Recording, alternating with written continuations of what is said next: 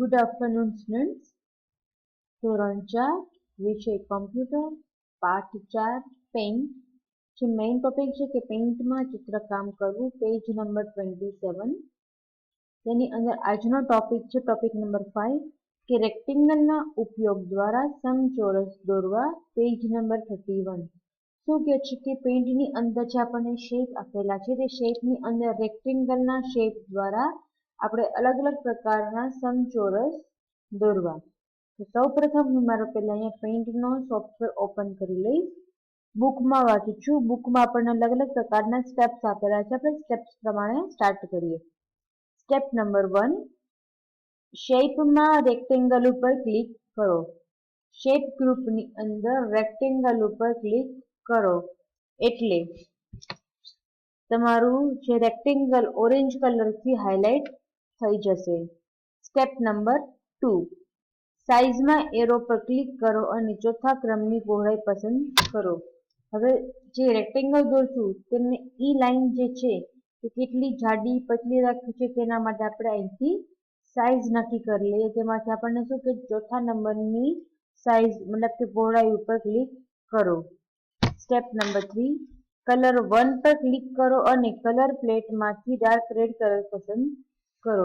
હવે આ જે કલર પ્લેટ છે તેની અંદર કલર 1 ઉપર ક્લિક કરો અને એમાંથી ડાર્ક રેડ ઉપર ક્લિક કરો સ્ટેપ નંબર 4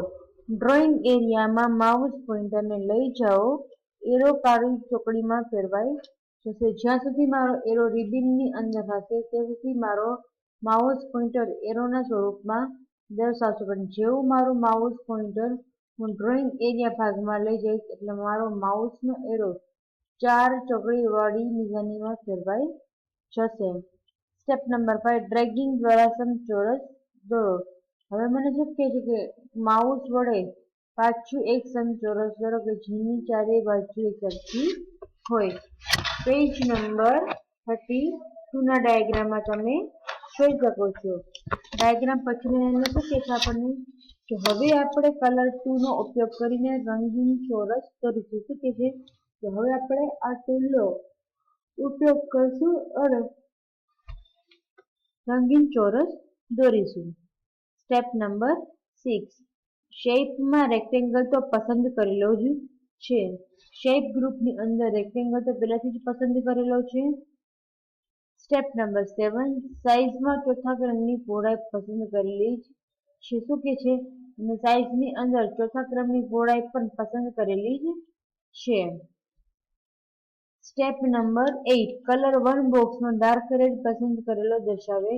કે કલર 1 નાનું જે બોક્સ છે આ કલર 1 છે આ કલર 2 છે કલર 1 ની અંદર જે બોક્સ છે તેની અંદર આપણે ઓલરેડી રેડ કલર ભરેલો જ છે સ્ટેપ નંબર 9 ફિલ્ડમાંના એરો પર ક્લિક કરો તમને ડ્રોપ ડાઉન મેનુ જોવા મળશે શું કે છે કે જે શેપ ગ્રુપની અંદર ફિલ નામનું ગ્રુપ છે તેની પર ક્લિક કરશો એટલે તમને અલગ અલગ પ્રકારના મેનુ કે જેને ડ્રોપ ડાઉન મેનુ જોવા મળશે સ્ટેપ નંબર 9 ના ડાયાગ્રામમાં આપણે જોઈ શકીએ છીએ સ્ટેપ નંબર 10 સોલિડ કલર ઉપર ક્લિક કરો હવે આની અંદર આપણે સોલિડ કલર ઉપર ક્લિક કરીશું સ્ટેપ નંબર 11 કલર 2 પર ક્લિક કરો અને કલર પ્લેટમાંથી ઇન્ડિગો પસંદ કરો કલર બોક્સનો કલર પણ ઇન્ડિગોમાં ફેરવાઈ છે હવે શું કહે છે કલર 2 પર ક્લિક કરવાનું કહે છે અને કલર પ્લેટમાંથી ઇન્ડિગો એટલે કે ડાર્ક બ્લુ ઉપર ક્લિક કરી એટલે મારા જે મેં સમચોરસ દોરેલું હતું તેની અંદર આખામાં રંગ પુરાઈ ગયો કેવા કલરનો તો કે બ્લુ કલરનો સ્ટેપ નંબર 12 ડ્રોઈંગ એરિયામાં પણ માઉસ પોઇન્ટર ઉપર લઈ જાઓ અને એને એરો કાળી ચોકડીમાં ફેરવાઈ જશે જ્યાં સુધી મારો એરો ચિત્ર ઉપર હતો કોઈ પણ રિબિન એટલે મેનુ બાર પર છે ત્યાં સુધી મારું માઉસ પોઇન્ટર એરોના સ્વરૂપમાં રહેશે પણ જેવું હું એને સફેદ ભાગમાં એટલે કે ડ્રોઈંગના એરિયાના ગોળ ભાગમાં લઈ જઈશ ત્યારે મારો માઉસ પોઇન્ટર 4 એરાવાળી નિશાનીમાં હશે સ્ટેપ નંબર 3 ડ્રેગિંગ દ્વારા સમચોરસ દોરો શું કે છે ડ્રેગિંગ દ્વારા સમચોરસ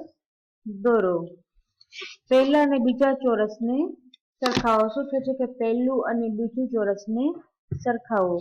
પેલા ચોરસમાં કોઈ રંગ છે નહીં.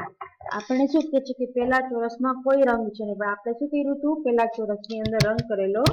હતો. તો સૌથી પહેલા આપણે ચોરસ દોરી લઈએ અહીંથી નો ફિલ.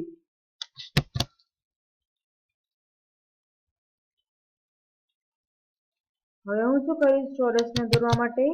સૌથી પહેલા સોલિડ કલર લઈ દોરાઈ ગયું મારું. હવે શું કહે છે કે પહેલા ચોરસમાં કોઈ રંગ પૂરેલો હતો નહીં, જ્યારે બીજા ચોરસમાં કલર 2 માં ઇન્ડિગો ભરેલો હતો અને બાહ્ય રેખાઓનો કલર 1 ની પણ ડાર્ક રેડ છે. પેલા મેં ખાલી શું કીધું હતું, સમચોરસ લીધું હતું ને એનો કલર મેં રેડ કર્યો હતો. ત્યારે બીજા સમચોરસની અંદર બોર્ડર પણ રેડ કલરની કરેલી છે અને અંદર કલર પણ કરેલો છે. બીજી લાઈનમાં આનો અર્થ એ કે તમે રંગીન આકારો દોરવા ઈચ્છો છો ત્યારે ફિલમાંના પ્રથમ વિકલ્પ એટલે કે નો ફિલ સિવાય પસંદ કરો. હવે હું પાછું ચોરસ દોરીશ તો પાછું મારે બ્લુ કલરના કલર વાળું જોશે, પણ મારે આવું કલર વાળું ભરેલું જોતું છે નહીં. તો મારે શું કરવું પડશે, તો પાછું મારે ફિલમાં જઈ નો ફિલ એટલે કે એકે જાતના કલર વગરનું બ્લેક એન્ડ વ્હાઇટ ફોર્મેટમાં સમચોરસ દોરા છે. સ્ટેપ નંબર 14 કોઈ ડ્રોઈંગ એરિયા ખાલી કરવા માટે ટાઇટલ બાર પર અન્ડુ ઉપર ક્લિક કરો. શું કહે છે, હવે મારો ડ્રોઈંગ એરિયા મારે ખાલી કરવો છે, ડિલીટ કરવું છે, તો હું કાં તો ઇરેઝરનો ઉપયોગ કરીશ અથવા તો અન્ડુ ઉપર ક્લિક કરીશ, એટલે બધો ડ્રોઈંગ એરિયા મારો ખાલી થઈ જશે. તો અત્યાર સુધી આપણે શું ભણ્યા કે તમારે શેપ કેવી રીતે લેવો અને શેપની અંદર કલર કેવી રીતે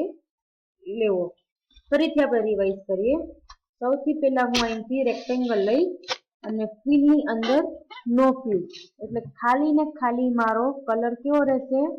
તો કે બોર્ડર રેડ કલરની બોર્ડર જ રહેશે. હવે મારે એવું કરવું છે કે બોર્ડર રેડ રહે સાથે અંદરનો કલર પણ મારે પૂરા એવું કરવું છે. તો આ બોર્ડર માટેનો કલર થશે કલર 1 અને અંદરનો કલર કરવો હોય તો આપણે લઈશું બીજો લાઇમ કલર લઈએ. હવે પાછું અહીંથી ફિલમાં જઈને શું કરીશ, સોલિડ એટલે બોર્ડર રેડ કલરની થશે અને અંદરનો કલર મારો લાઇમ કલરનો થશે. તો આ મારું સમચોરસ બની ગયું. તો આજે આપણે શું ભણ્યા કે રેક્ટેંગલના ઉપયોગ દ્વારા સમચોરસ કેવી રીતે કરવું અને શેપની અંદર કલર કેવી રીતે એડ કરવા. તો આ ટોપિકનો અહીંયા પૂરો કરું છું.